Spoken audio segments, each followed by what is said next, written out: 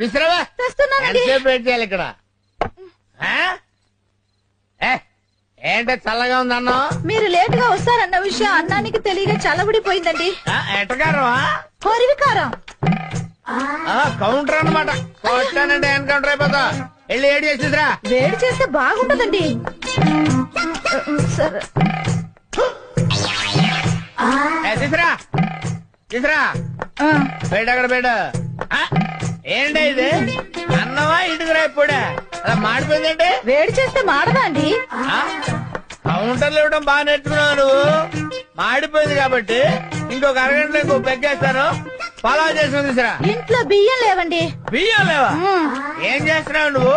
బియ్యం లేకపోతే super market కెళ్ళి బియ్యం తెచ్చుకోవచ్చు కదా. మీరు డబ్బులు ఇవ్వలేదు కదండి.